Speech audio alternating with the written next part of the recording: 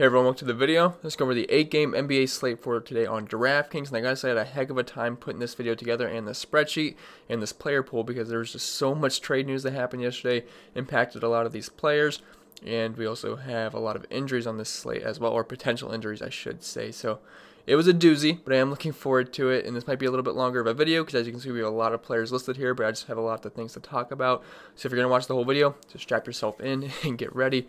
But before we continue, as always, if you guys could just leave a like, and if you're new to the channel, please hit that subscribe button. Really helps me out. Really appreciate it. You also follow me on Twitter at ChrisPennell16. Getting close to 500 followers over there, so you can hit that pretty soon. That'd be cool. And if you want to support me on Patreon, which would be pretty cool if you wanted to, links on the description below for that. I put a lot of work into all this stuff every day, so I appreciate everyone that supports me over there. And if you want to, you get access to my entire NBA spreadsheet that I put together every single night for the NBA season. And I update it all the way up until lock, because as you guys know, NBA news can get pretty hectic throughout the day. But I do update everything in a timely manner and update my projections. You get access to my projections, my DVP chart, like I said, the projections, the cheat sheets, the core plays, my Discord chat where you can bug me as much as you want in there, ask me all the questions you want, or just hang out. We got a lot of good people in there. And also, NASCAR is starting this Sunday, so if you're wanting to sign up for NASCAR, now is the time to do so. And I'm really looking forward to it. I've been hyping it up for a while. It's more of a niche sport, but that's why I like it so much, because I feel like we have a bigger edge on the field, and I just really enjoy NASCAR. It's what I started doing on YouTube. So check out the NASCAR content if you're interested. And without further ado, let's get into this video. And if it sounds like I'm talking a little bit weird, a little bit of a sore throat here, I got a cough drop in right now. I'm sure that'll dissolve at some point in this video, but if you're wondering why my voice sounds a little bit different, it's a little bit why. So hopefully you don't have to stop the video for coughing or anything. That really hasn't been too much of an issue, but should be good to go. So up top, I think we got like a lot of players to talk about. So like I said, bear with me if you're watching the whole video. Thanks in the first place, but yeah, just get ready. We got a long video probably coming. But James Harden, he comes all the way up top at 12,100, and it's probably deserved considering Russell Westbrook is going to be out for rest in this game. And what happens when Russell Westbrook is out? We pretty much plug and play James Harden.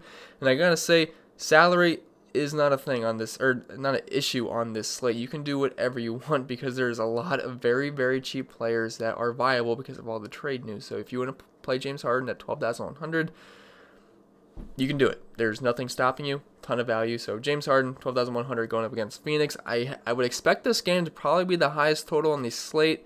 I think Dallas and Washington can have a potentially pretty high total. And I think Philly, Memphis might be pretty solid as well. And Philly, Atlanta, or not Philly, Atlanta, Boston, Atlanta, I think those could be some pretty solid games. But I think Houston, Phoenix will be the highest total on the slate. There's no totals out as of right now, at least from the website I pull data from. But, you know, this is a pretty good game environment. Probably the best game environment on the slate, really. I mean, both teams play pretty fast. Houston's third in pace of play, and Phoenix is 10th. And, you know, when Russell Westbrook's off the court, James Harden's numbers are just absolutely insane. So if you look at his numbers on the season, 1.62 points per minute, 36% usage rate. If you take Westbrook off the court and Capella, because obviously Capella's gone now, James Harden has a 50% usage rate and is nearly at 2 points per minute. So, I mean, those are just absolutely insane numbers. If you give him like 38 minutes, which is what he's probably going to get, no reason to believe he can't get you 80 fantasy points. And that's definitely in the cards versus Phoenix, who really struggles with guards, their bottom half defensive team. If you head over to the DVP chart, they rank 22nd versus shooting guards, 20th versus point guards. So very good matchup for James Harden. We can certainly look his way in all formats. Whoops. Oh, I'm on the wrong thing. Let me pull that over just so I don't keep doing that. Okay. So yeah, James Harden, obviously an excellent play, good game environment. I have to assume this total is probably going to be over 230, might get close to 240. A lot of good plays on this game. So yeah, James Harden is the top spender of the slate. Bradley Beal, he's been on an absolute tear since he returned from injury. I believe he hasn't had a game lower than 50 fantasy points, and he's also thrown in a couple of 60-point games. And this should be a pretty solid game for fantasy purposes. Luka's going to be out for Dallas, and Kristaps is also questionable, so I think that's going to help keep this game close for the Wizards. And, you know, Bradley Beal, like I said, he's been on an absolute tear. Dallas is actually a pretty solid defensive team, but if you're going to take guys like Luka off and potentially Kristaps, it's going to soften up a little bit, and I think that makes Bradley Beal an even better play. As you can see, Dallas is they're 12th versus point guards, 7th versus shooting guards, but they are mid-pack versus small forwards. But yeah, I don't really care about the matchup too much about Bradley Beal because the guy's been pretty much matchup proof all season. And on the year, he's at 1.31 points per minute with a 33% usage rate. They also got rid of IT, which just opens up some extra minutes and usage, which I believe Isaiah Thomas had about a 20% usage rate, if not a little bit more. So just a little bit more usage to go around for Bradley Beal. So certainly look his way. And if Kristaps is out, I can see a lot of these Dallas guys being pretty popular. So, if you use a lot of Dallas value guys, you could run it back with Bradley Beal. I think that's totally fine for a game stack. Kristaps Porzingis, so he's dealing with a broken nose. Now, he did return the last game. He was balling out, broke his nose, came back in, and then the game was getting a little bit out of hand, so they pulled him. But he's questionable to play. If he's good to go, I mean, obviously he's going to be a good play. I mean, the guy just does not have bad games when Luka's off the court. He balls out every single time. He just draining threes, doing a little bit of everything. Going to get that double-double. He's got 30 real-life point upside every single time. And if you take Luka off the court, he's pretty much at 1.5 points per minute with about a 30% usage rate, so there's nothing not to like here. This is an elite game environment versus Washington. Pace-up spot. Washington 7th in pace of play, and Dallas is 19th. On the season, like I said, 1.21 points per minute, 26% usage rate. Like I said, it goes all the way up to nearly 1.5 or 1.4. No, yeah, 1.5 and near 30% usage rate. So Kristaps obviously would be a tremendous play, and Washington's one of the worst defensive teams in the NBA. They rank third worst, and they are 24th versus power forwards and 28th versus centers. So you can certainly look Kristaps' ways if he's good to go. I know his price is getting up there, but honestly, when Luka's off the court, he's kind of like a 10K player, honestly. He's just performed so well, so you can certainly look his way if he's good to go. Obviously, a broken nose is a little bit concerning, but he should be fine. If he's good to go, he should be fine. DeAndre Ayton, he's been balling out. 8,600, gets a great matchup versus Houston. Anthony Davis is absolutely eating these guys alive right now. Like I said, AD is going to be going up against PJ Tucker. They do not have big men. So when good or solid big men are going up against Houston right now, they should absolutely dominate because they just do not have the size to compete. And I can actually check Anthony Davis' score right now. Last time I checked, he was doing great. So he's at...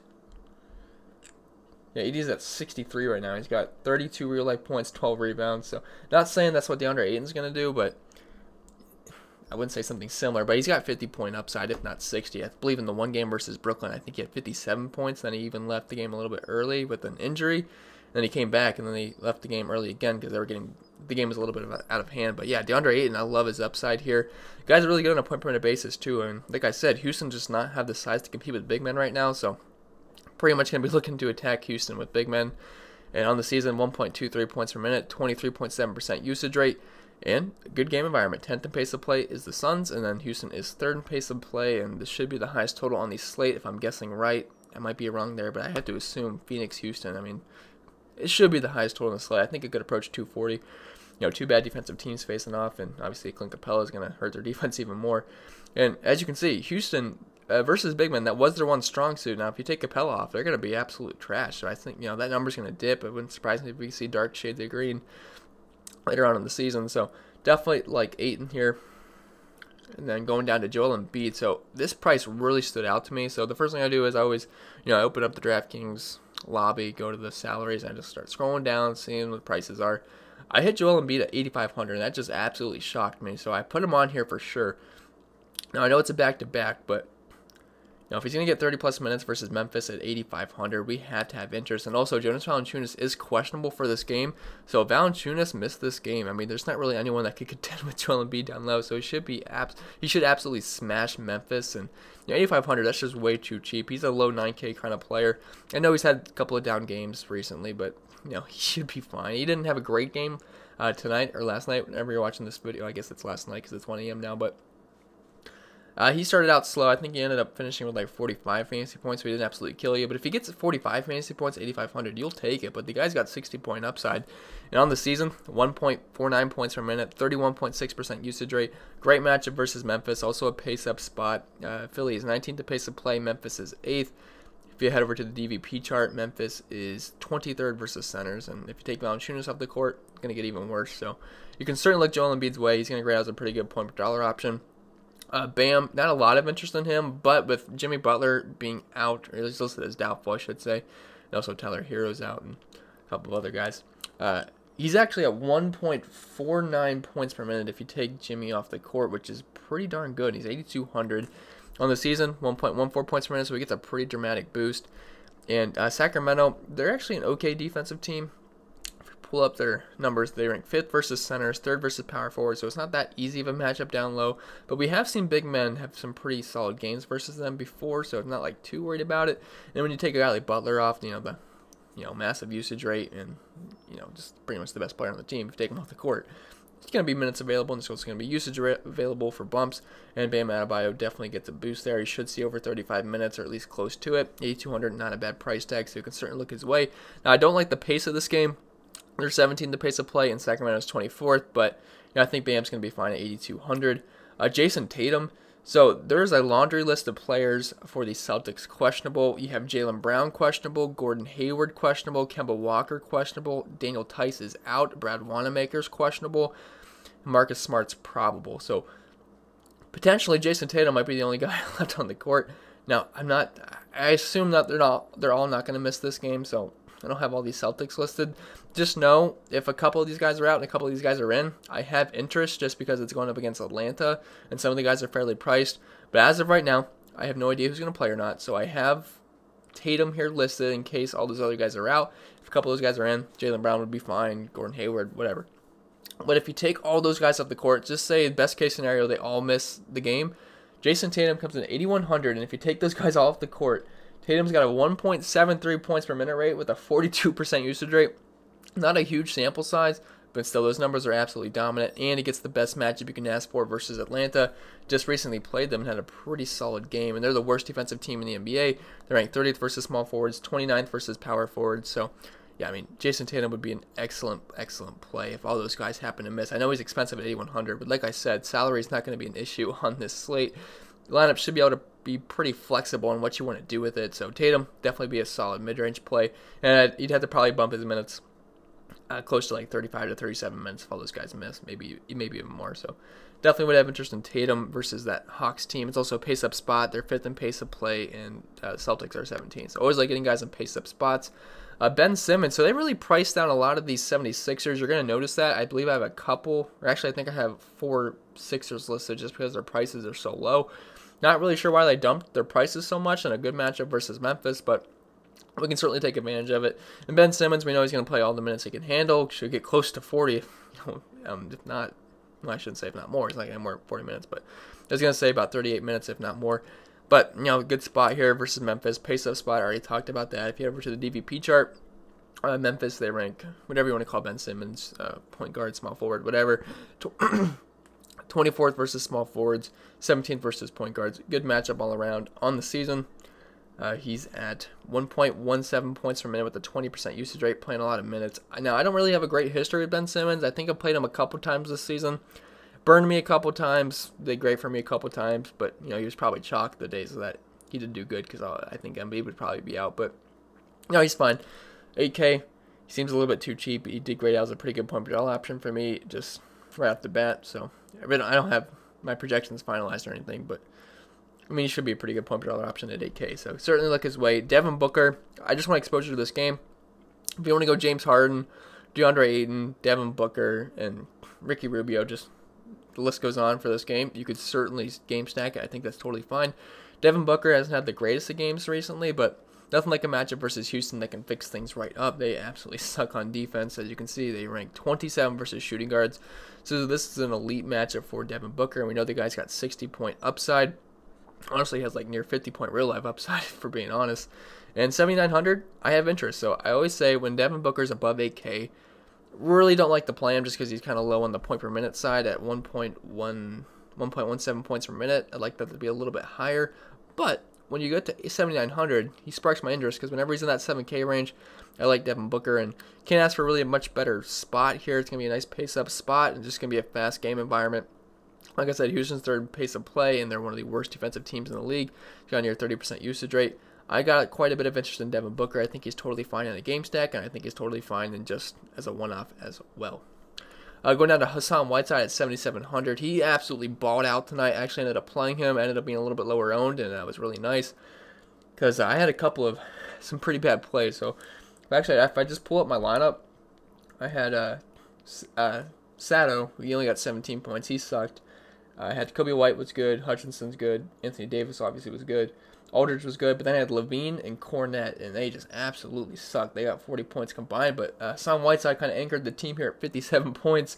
One of my lower owned players. I think he was actually my second lowest owned player. So, yeah, he absolutely balled out. If you guys played him, I'm sure you were happy. He had like, what, 23 rebounds? Yeah, 23 rebounds, 17 points. Absolutely balled out, but yeah, I think we can go right back to him. His price actually dropped to 7,700. Obviously, the pricing came out before, he just absolutely went bonkers. But this matchup is a little bit worse here. Although I will say, San Antonio on the season has been pretty solid versus big men, and he destroyed them. They were 10th versus centers, and Utah is one of the better defensive teams, but they also rank 15th versus centers, which I know Rudy Gobert is a good defender, but they've struggled versus centers, so I think we can still look Hassan Whiteside's way. 7,700 is a bit too cheap for a guy with his kind of upside. He's going to play mid-30s minutes if the game stays competitive. I don't like the page down spot here for Whiteside, but I don't think it really matters for him. And on the season, he's been elite on a point-per-minute basis, 1.34 points per minute. If you look at anyone around this price range, I mean, really, he's got the third highest points per minute rate on the slate, or not on the slate, I should say, but on the player pool that I'm showing you guys. So he's been very good on a point-per-minute basis, 19% use rate, no big deal. But he racks up the blocks as well. He's averaging 3.1 blocks per game, which is, I believe, the highest on this player pool. So yeah, it's always nice when he gets you those blocks because they're worth 2 points each. I think he had 4 blocks tonight, gets you an extra 8 points. Just feels good about it. Hassan Whiteside, I think, is a pretty solid play at 7,700, despite the perceived pretty bad matchup versus Utah. Donovan Mitchell, he's just coming down way too cheap at 6,900. This is another player that caught my eye, just like Joel Embiid. I thought he was way too cheap in my first initial reaction. And same with Donovan Mitchell at 6,900. And it's also a really good matchup versus Portland. Sorry if you can hear this cough drop. It keeps banging on my teeth. It's getting annoying. But yeah, Donovan Mitchell, we all played him last time he played Portland. I believe he was at 7,100, so he's even a little bit cheaper. And I believe he was chalked that night too. I don't remember exactly how he performed. I think he did okay. I don't think he did anything great, though, but it's a good spot versus Portland. They're one of the worst defensive teams in the entire league. If we head over to the DVP chart, they rank just below Houston, and we know how bad Houston is defensively, and they rank, 14th versus shooting guards, 26th versus point guards. Now, we'll say Mike Conley's been playing pretty well, which might hurt Donovan Mitchell a little bit, but still 6,900 is a really good price tag for him. So you got to have interest. There's also a pace-up spot for the Jazz, as Portland is 12th in pace-up play on the season. He's got a 31% usage rate, 1.13 points per minute, going to play mid-30s minutes. Yeah, I think Donovan Mitchell's a pretty solid mid-range play at 6,900.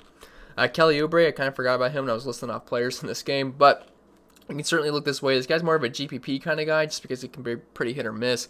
But when the guy's hot, he's hot. I mean, he can score 60 fantasy points. I mean, he's got the kind of upside. He also can score low 20s, but I like Oubre here, 6,700. Good matchup versus Houston. Again, like I said, terrible defensive team. They rank, 24th versus small forwards, 27th versus shooting guards, 28th versus power forwards. So they suck in all aspects versus forwards either way. And just pretty much every aspect on defense, I should say. And Kelly Oubre on the season, been about a point per minute guy. He's at 0.98 points per minute, 22% usage rate. But when he's trying out there, he can rack up the points. And I like this game environment here. Like I said, we're probably going to get close to 240 total. So certainly want exposure to this game. Serge Ibaka, he comes in at 6,300. Still a little bit too cheap here. And I actually said in the last game that Indiana, I know they're a good defensive team, but they do struggle in one spot, and that is versus big men. And as you can see, Indiana is the third best defensive team, but versus centers, they rank 17th. And Ibaka actually ended up having a pretty darn good game last time out versus them, and I don't see why he can't do it again. Should see close to 30 minutes on Marc Gasol is going to be out, so that also is going to help him, keep the minutes solid. And on the season, 1.13 points per minute, 24.7% usage rate. Not going to get absolutely massive minutes, but I still think he's a pretty fine play given the soft matchup down low versus the Pacers. Tobias Harris, like I said, these 76ers are just really cheap for some reason. Not totally sure. I don't like really playing all these guys when they're all healthy. Usually when one of these guys out, they're all pretty good plays. But at 6,200, Tobias Harris has got some upside here. And I'm pretty sure he had a good game tonight. I don't remember exactly if that was the guy I was looking at because I don't have game logs right off the top of my head. But I think he had a solid game. But 6,200 is just a little bit too cheap for Tobias Harris, especially versus Memphis. Nice pace-up spot. I think that suits a guy like Tobias Harris pretty well. Guy that's not afraid to shoot the ball or shoot the three ball. And 8th in pace of play, pretty sizable pace of spot here on the season. 1 point per minute with a 23.5% usage rate. Going to play mid-30s minutes. I think Tobias Harris is totally fine. DVP chart, Memphis just checks all the boxes off for Tobias Harris. As you can see, Memphis is 20th versus power forwards, 24th versus small forwards. So Tobias Harris, I think he's a pretty solid play. Reggie Jackson, so I know he's super expensive. He balled out in the last game, but D Rose is going to be out, and Andre Drummond is out of town into Cleveland, which I'm pretty happy about because I'm a Cleveland fan. So that was pretty exciting news. But there's a lot of minutes to go around for the Pistons, and there's a lot of point per minute rates that are going to get some pretty big boosts considering the top 2 usage rate players are going to be off the court in this game, Andre Drummond and Derrick Rose. So if you take those guys off the court, and Blake Griffin and Luke Kennard, all those guys off the court, Reggie Jackson's at a 29.8% usage rate and 1.46 points per minute. I know 6,100 seems a lot for Reggie Jackson, which it is, but if you just go by those numbers and you take the name of Reggie Jackson out of the equation, those are some pretty solid numbers, and I'd be lining up to play a guy at 6,100 at that price tag, given those numbers that I just told you guys. Now, I will say it's not the greatest spot versus OKC. He had a really soft matchup last time out versus Phoenix, so I am a little bit concerned about the matchup, but he should be fine here. It's also a revenge game, so you could throw that in as well. But, yeah, OKC, pretty solid defensive team, but they do rank 13th versus point guard, so it actually is one of their soft spots, actually the softest spot on their defense if you're just looking at the numbers here, 11, 1, 3, 3, 13. So a little bit better of a matchup than you'd think for Reggie Jackson here. Don't like the pace of this game too much, but you know, the numbers are just absolutely insane because as you can see, he's 1.07 points per minute on the season, but taking those guys off the court, massive boost. So you can certainly look his way. Christian Wood, another guy that's going to benefit. The guy's always been good on a point per minute basis, and he actually ended up balling out in the last game. He should get close to 30 minutes here, if not more, if we're lucky. But on the season, he's at 1.14 points per minute, 21% usage rate. If you take those guys off the court, really doesn't change too much according to the numbers, but usage rate goes up to 23.9%, and he's at 1.17 points per minute. So slight boost there, but obviously the minutes are going to be more secure. Guys get on a point per minute basis. I know 6K seems like a lot, but I mean, those numbers are better than Bojan, and I have Wood listed here, so I mean, if you'd play Bojan, you'd want to play Christian Wood, just given the numbers. So certainly look at those two guys, and there's also some other value plays on the Pistons. Like I just talked about Bojan, he comes in at 5,900. Pretty good matchup versus Portland. I believe he played decently well versus them last time out. I might be remembering that wrong, but I think he had a decent game. And, you know, Portland, just a really bad defensive team. They're ranked 19th versus small forwards, so pretty good spot for Bojan. On the season, he's been about a point per minute guy, 0.94 points per minute, 26% usage rate. Going to see minutes around mid-30s, so you can look his way. He's more of just a lineup filler kind of guy, not going out of my way to play Bojan, but if he ends up fitting my lineup at the end, I won't be too upset about it. Marcus Smart, so he's in play if like Kemba's out or Wanamaker's out or Brown's out or any of those guys are out. They're all questionable. I feel like one of those guys might end up missing the game. If they're all in, probably throw that out the door. But as you can see, if they were all in, I'd have him for like 27 minutes. If one or two of those guys are out, he should play like close to 35 minutes, and that'd be pretty darn good because if you take all those guys off the court, Smart's at 1.57 points per minute. Very small sample size, but that's all I can go off of.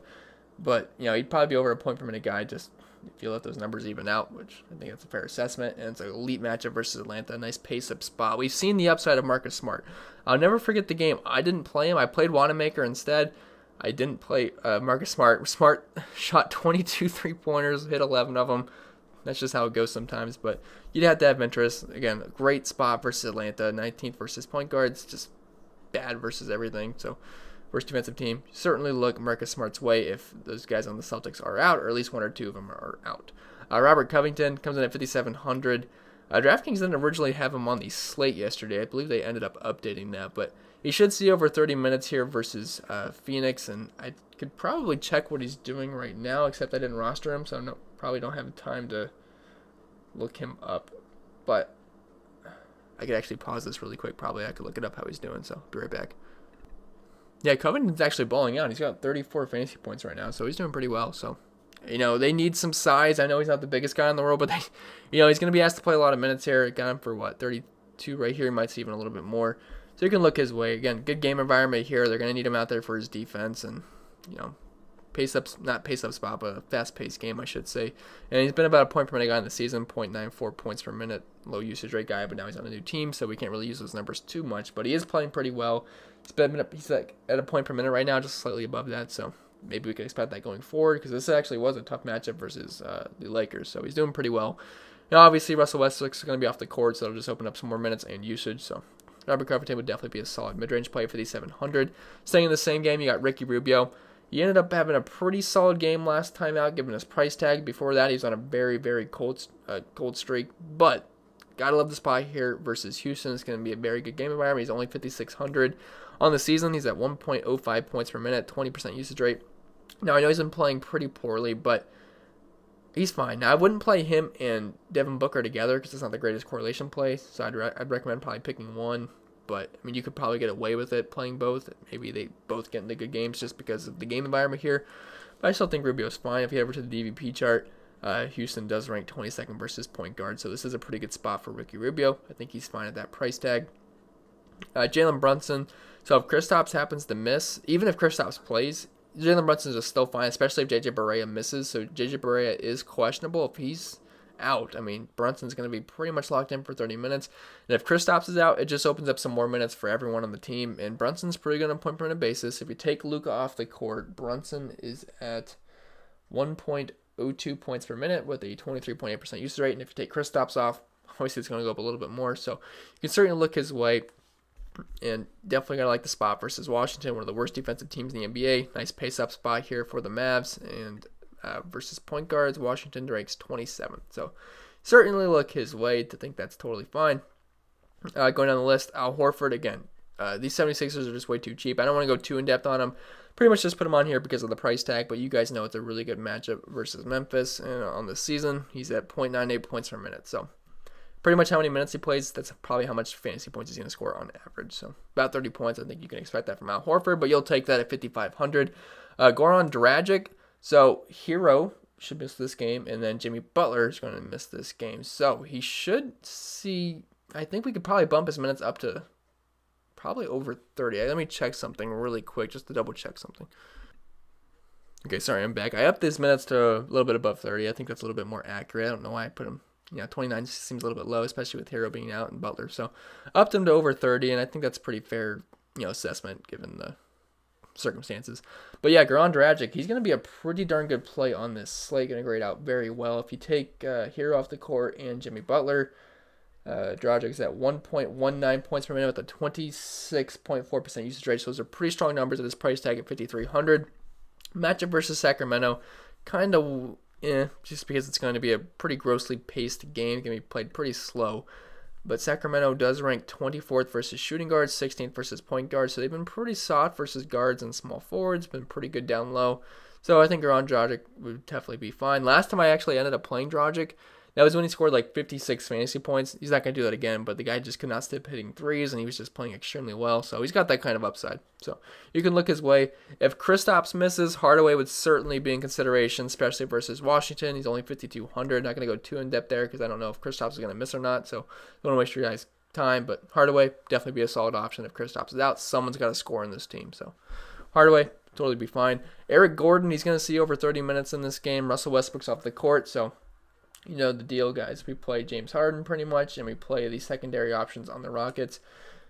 And Gordon's the best option of the bunch. He's got a 28% usage rate when Westbrook's off the court, and he's a little bit over 1 point per minute. And the guy's not afraid to shoot the ball a ton. Great spot versus Phoenix. I think this is a pretty good game environment for Eric Gordon to chuck up a lot of threes, so we can certainly look his way. He did not do that great last time that Russell Westbrook happened to miss, but that was also in a kind of a bad matchup versus Charlotte. So I like the game environment a lot more here. So Eric Gordon certainly on my radar. Steven Adams, basically just because Drummond's gone. I mean, there's really no one that's going to guard big men too well in Detroit right now. So Steven Adams, I think he's fine. Not going to play huge minutes, but he's only at 5,100, 1.09 points per minute on the season. I mean, he's going to be getting guarded by Christian Wood, Thon Maker. Not really too scared of those guys. So I think Steven Adams would be a pretty solid play at that price tag of 5,100. Melo, he actually ended up getting really hot in this game. Now, he's been playing pretty poorly, but in the last game, he ended up hitting a lot of threes. I don't remember how many points he ended with, but I think he had over 30 fantasy points. He was playing extremely well.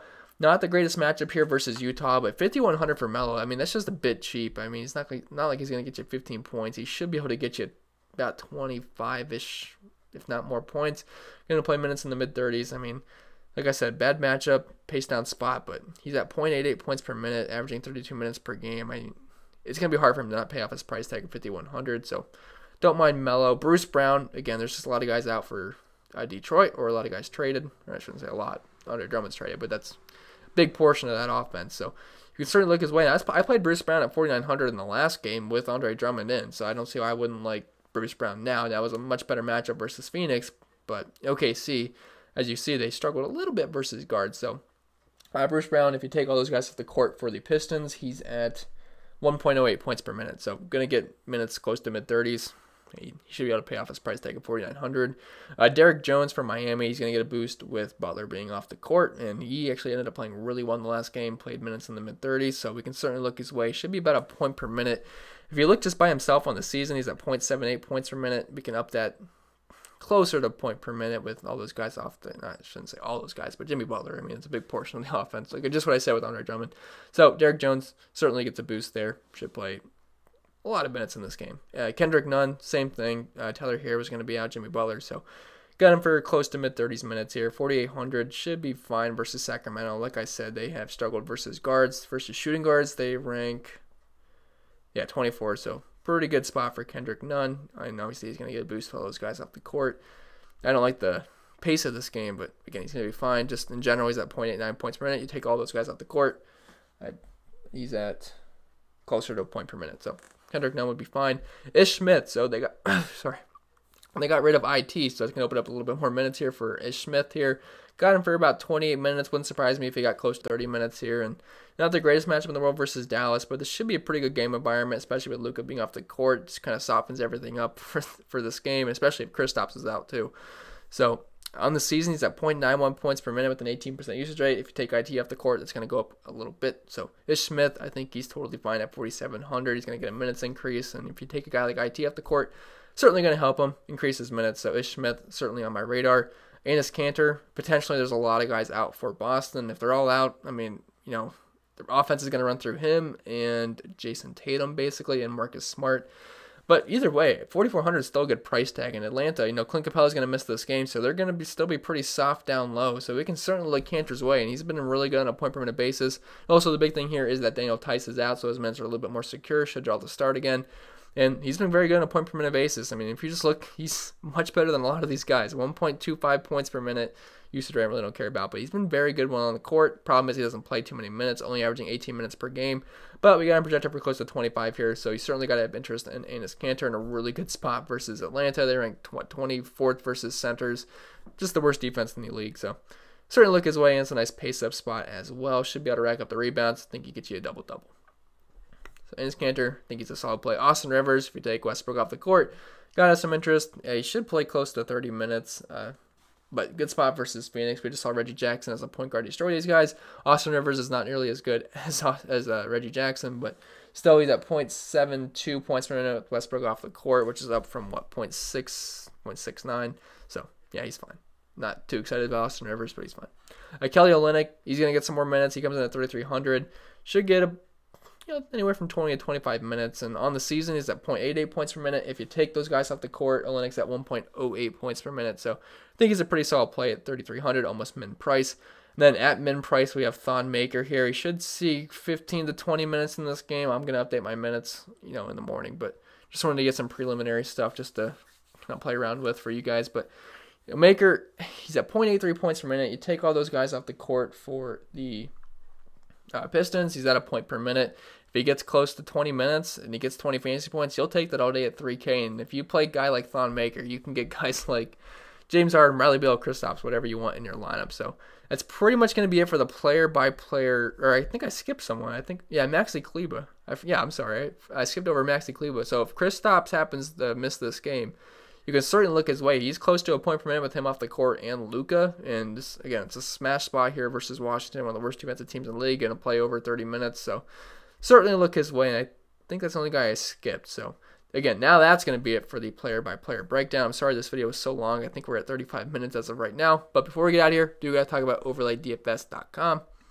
Okay guys, so if you're new to the channel, you don't know what this is. If you've been watching, you know what this is. But if you're new, this is OverlayDFS.com, a very new, fun, casual-based DFS website. And it's as simple as it sounds. It's a pick'em-based website. If you just pick who everything's going to score the most points, you don't have to worry about any shark-infested waters here, guys like Chipotle and Max entering. You also don't have to worry about salary cap restrictions and building a lineup. Sometimes building a lineup can be very stressful on DFS nights, every single night with all the news coming out. This one, you just pick who everything's going to score the most points. If you think James Harden's going to outscore Giannis, you pick James Harden. If you thought Zion was going to outscore Jrue Holiday, this is from a couple nights ago, you pick Zion. And it's a very, very fun website that you're always in it. You're always sweating it out. And it's always really close matchups because, other people have a couple of players, within points of each other, and the whole thing can flip very quickly. So it's a very, very fun website to play on. I would not recommend this to you guys if I didn't play it myself. And their payout structures, I really like their payout structures. If you finish in the top 10% of the contest, you win 9x your money. So, for example, this is the $22 double deuce contest. If you happen to finish in the top 10%, you win 9x your money, which would be $180.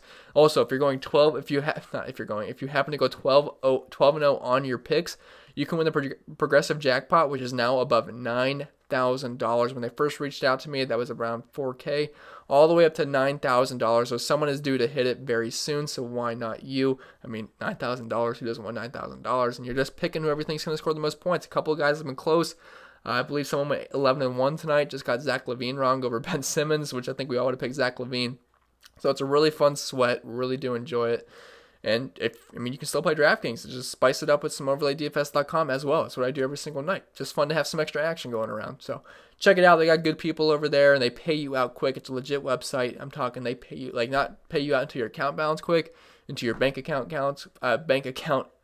balance quick. So sometimes I'll withdraw at 1:30 in the morning. They actually send it to my PayPal by 3 a.m. and it's in my bank account by 3:20 a.m. So they pay you out quick. I do like that a lot, so you can trust them. Trust me, I've done it myself, so you can trust them.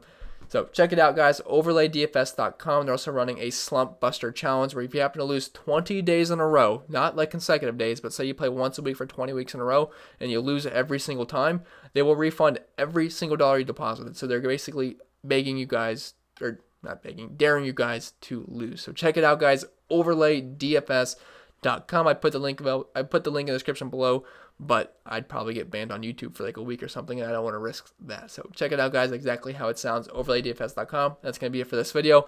If it was helpful, remember to leave a like. If you're new to the channel, please hit the subscribe button. Really helps me out. Really appreciate it. You can also follow me on Twitter at ChrisPennell16. Extra content is available on Patreon. Put a lot of work into this stuff. So if you want to support me over there, it's much appreciated. And yes, NASCAR's coming out, so sign up for that. And hopefully you guys stayed along for the whole marathon. This video felt like a marathon. I think it's a 40-minute video, longest NBA video I ever made. But yeah, hope it was helpful, guys. See you in the next video. Enjoy your Friday. Enjoy the start to the weekend. Hope you guys cash tonight as well.